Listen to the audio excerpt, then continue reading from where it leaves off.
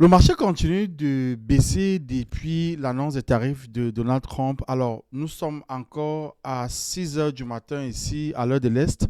Donc, on ne sait pas encore ce qui va se passer à partir de 9 heures lorsque les marchés financiers vont vraiment ouvrir. Donc, il faut rester très attentif. Dans cette vidéo, j'aimerais aborder 3 points par rapport à l'état du marché en ce moment. Premier point, pourquoi est-ce que nous sommes dans cette situation? Pourquoi est-ce que le marché est en train de baisser?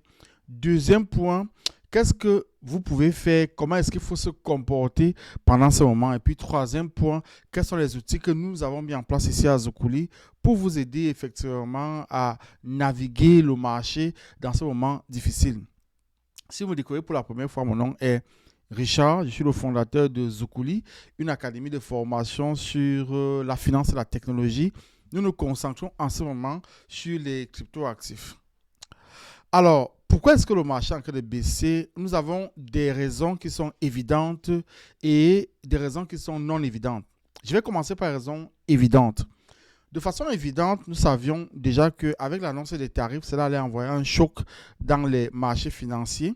Et comme les tarifs sont arrivés, je pense que c'était vendredi, donc les marchés financiers n'avaient pas encore ouvert, mais les marchés des cryptos étaient ouverts comme ils sont ouverts 24 heures sur 24, 7 jours sur 7, on a commencé à voir l'onde de choc arriver. Alors, bien sûr, on commence à avoir un peu de calme depuis ce matin, mais les marchés réguliers n'ont pas encore ouvert. Donc, on ne sait pas vraiment ce qui va se passer. Toujours est-il que Wall Street ne sera pas du tout content de la situation actuelle. Alors, il a été dit que Donald Trump va voir, est-ce qu'il va plutôt baisser les tarifs à 15%? Ça reste encore à observer. Nous savons qu'il y aura des rencontres tout au courant de cette semaine-ci entre les autorités américaines, les autorités canadiennes, les autorités mexicaines, les autorités chinoises pour voir comment est-ce que l'on peut s'organiser par rapport aux tarifs, par rapport à tout ce qui se passe.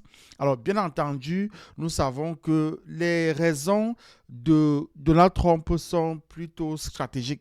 On l'a déjà dit, mais on pensait effectivement que c'était trop, 25% de taxes, notamment à ses voisins comme ça. Donc, ça, c'est une première raison qui fait baisser le marché. Deuxième raison, on a eu un choc la semaine surpassée avec DeepSeek. DeepSeek qui est ce nouvel AI-là qui vient concurrencer ChatGPT. Vous savez que ChatGPT, pour l'utiliser, il vous demande 20 dollars US chaque mois, alors que DeepSeek est arrivé en disant, nous, on le fait gratuitement.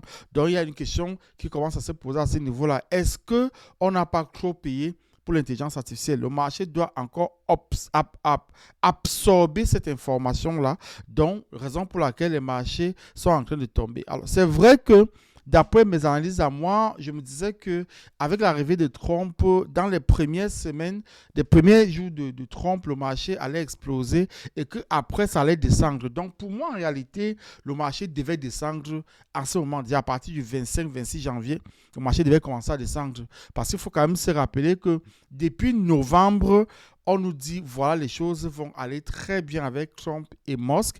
Et on se disait que le maximum, on allait l'atteindre autour du 20-21 janvier. Et qu'à partir du 22, 23, 24, 25, 26, le marché allait commencer à descendre. Donc, on a cette raison-là. Ça, c'est les raisons évidentes.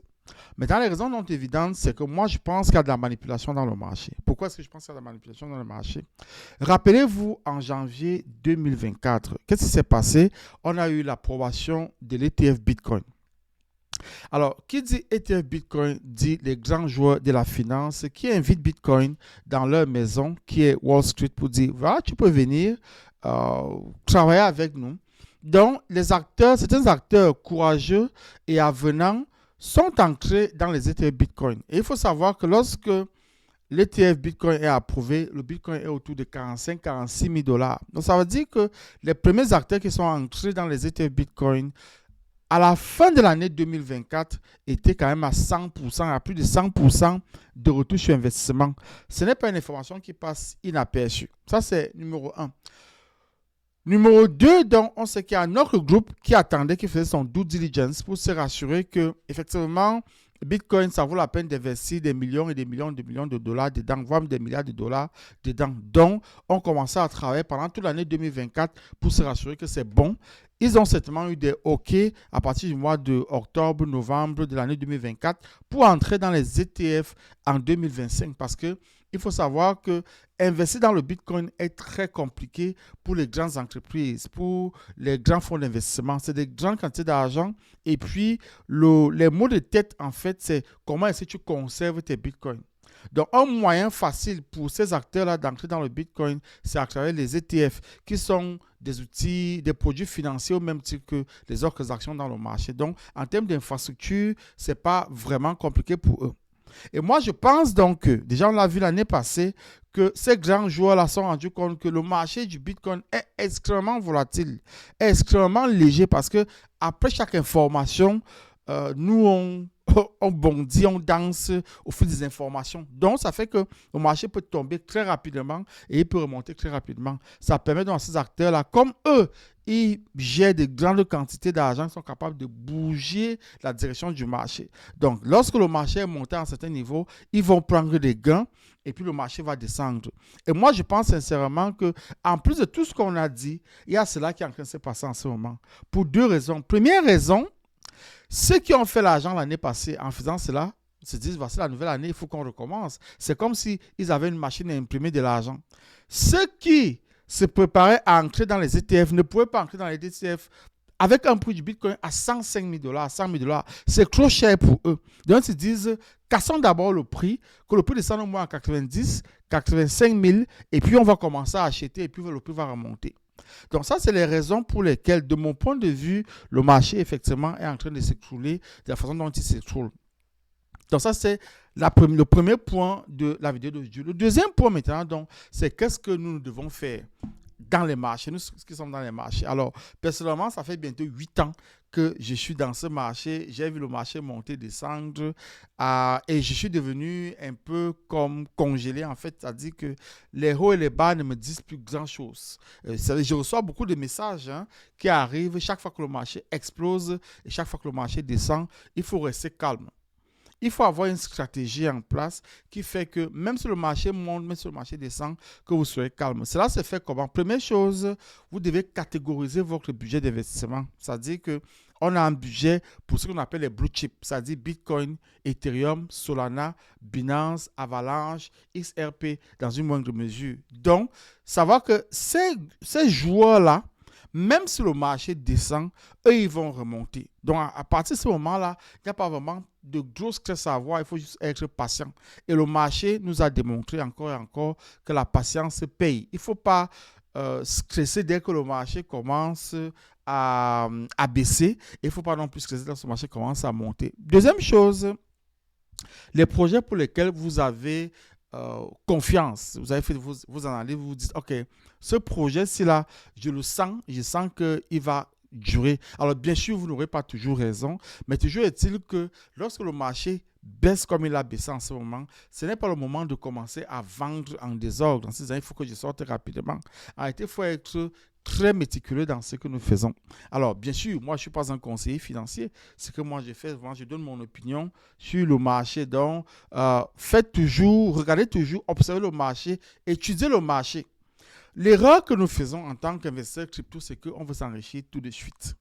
Et c'est une erreur qui paye cash, en réalité.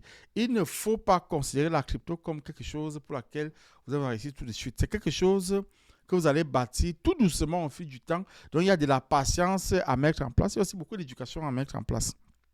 Donc, ça, c'est le deuxième point. Quels sont les cryptos pour lesquels vous avez confiance? Et donc, ça fait que quoi? Quand le marché tombe comme ça, vous devez avoir votre liste prête pour que lorsque le marché tombe, vous soyez capable de commencer à acheter. Bien sûr, comme on l'a dit, on ne sait pas comment la semaine va se dérouler. Il faut que le marché ouvre à 9 h ce matin, qu'on voit ce qui va se passer et au fil de la semaine, on verra les événements. Mais on peut commencer à acheter quand même, doucement, doucement, doucement. Ça, c'est le deuxième point. Le troisième point que je voulais aborder avec vous aujourd'hui, c'est que nous, à Zoukou, nous avons mis en place un outil qui nous permet d'entrer et de sortir dans le marché. Donc, je vais vous faire une petite démonstration rapide et je vais vous dire comment est-ce que ce qui va se passer après. Alors, nous avons créé un outil ici qui nous permet de suivre chaque token à la loupe. Donc, nous fonctionnons avec pas tous les tokens à la fois, mais chaque token. Alors, je vais vous parler des pics de Mourad. Je vous ai promis une vidéo sur les pics de Mourad. Elle va arriver. Alors, j'ai pris les pics de Mourad, par exemple, dans cet exercice test que j'ai fait. J'ai pris Retadio à 0,04 $. Il est monté à 0,058. Il est descendu à 0,0504. Vous allez voir que par rapport au prix d'achat, quand le prix est monté, il m'a dit vends 73 $ de ce que j'avais. Quand le prix est descendu, il m'a dit rachète 29 $.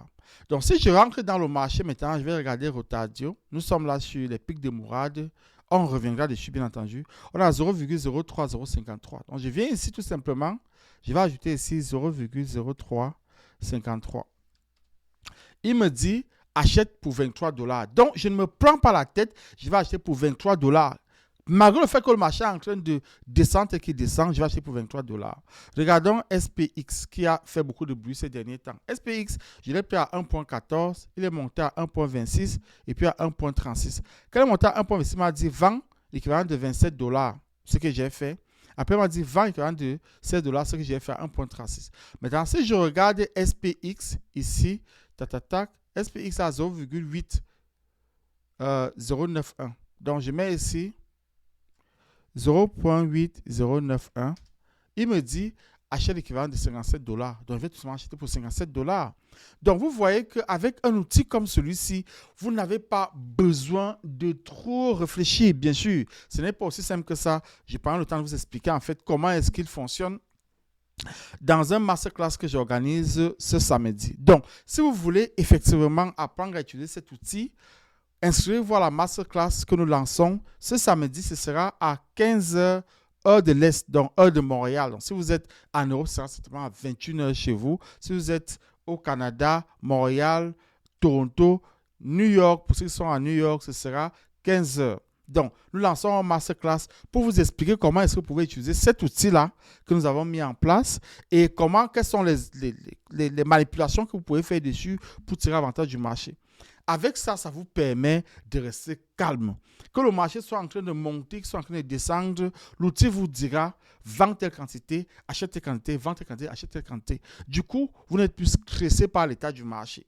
Et c'est ça en fait. Et en plus, il fait la comptabilité pour vous. Et c'est un gros problème que nous avons dans le marché des cryptos. Comment est-ce que tu sais combien est-ce que tu as vraiment gagné? Comment est-ce que tu sais combien est-ce que tu as vraiment perdu?